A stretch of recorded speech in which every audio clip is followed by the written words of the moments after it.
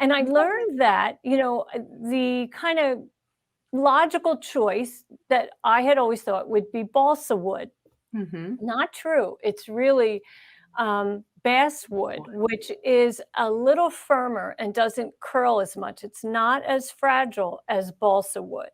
It's still skinny, it's still skinny, but it's still wood. And boy, did I learn quite a lot. So first off, let's listen to what it sounds like when you stitch.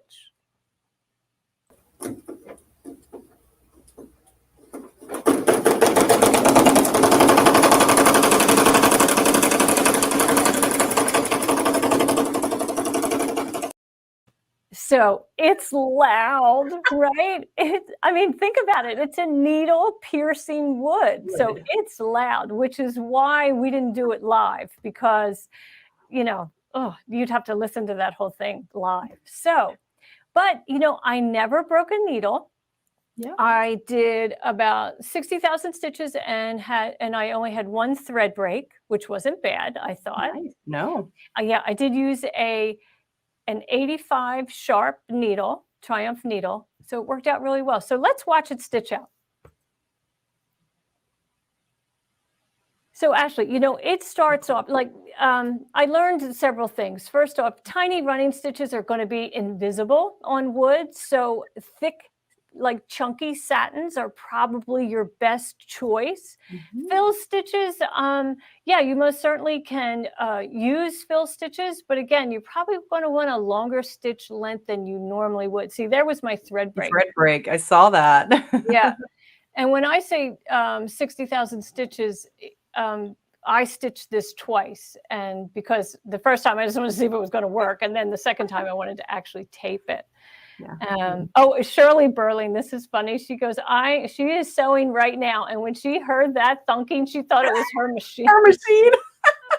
It is a sound that we recognize when there's a problem. So that is gorgeous. That turned out beautiful. It really did. So there's my thread break, that clunk of orange, right? So let's take a look at it live under the cam because it's right here. And you can see just how pretty that is, right? It's got some nice swirls and chunky satins here. It's going to look, pun intended, sawtoothy, right? It's wood. You're not going to get that clean finish on some of your satins like you would if it was fabric. But one thing I learned was best to fuse some Fuso Soft to the back of the wood before you stitch. And that will cut down on the sawdust that's going to fall into your bobbin case. Oh, that's a great tip. Yeah, it really did help that. It really did help that. And you are going to get sawdust. And before I actually stitched it, I had envisioned that I would be getting like wood splinters, right?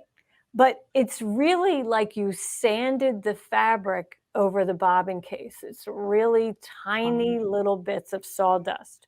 So we got to clean our machine. So let's go ahead and play that video.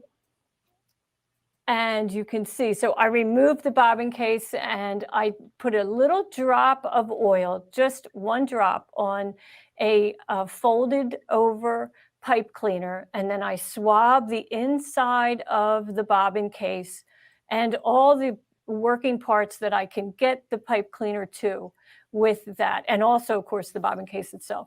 Now, you should also vacuum it. If you have like a mini vacuum, many of you do, you should vacuum that out. I would not suggest that you blow, those, what are they called? Those cans of air that you blow a burst of air into the machine. It's just going to push the sawdust deeper into the machine. So I don't do that.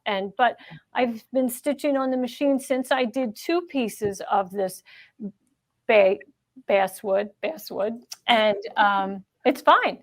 So how thick is it? People want to know. Well, it's pretty thin. It's pretty thin. I could look that up. I think it's 1/8 of an inch.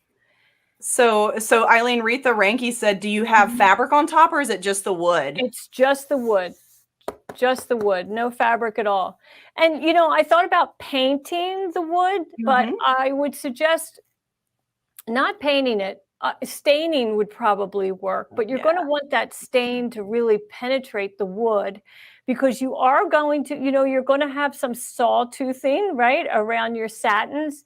So you may see, the natural color of the wood peek through, so that's probably undesirable. And where do you purchase it? You can get it at a lot of big box craft stores. You can also get it online. And then Joan Hartman wanted to know, Eileen, she said, is the wood hooped between both hoops, and how is it stabilized? So do you have your snap hoop monster that you could just show it on the one you already stitched? I think that will really get the message across. Right. So here's my snap hoop monster, right? My bottom frame.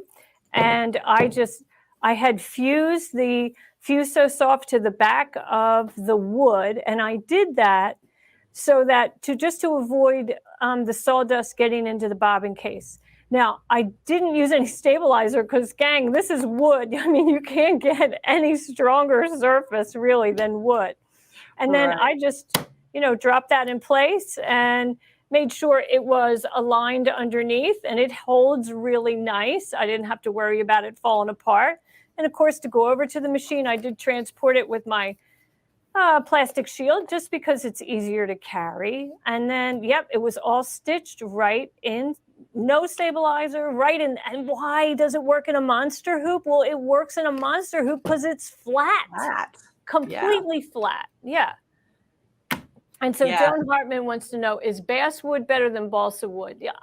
Now, truth be told, I didn't stitch the balsa wood, but I did some research online, and I learned that the basswood is sturdier and not as fragile as balsa wood. So that was what I went with.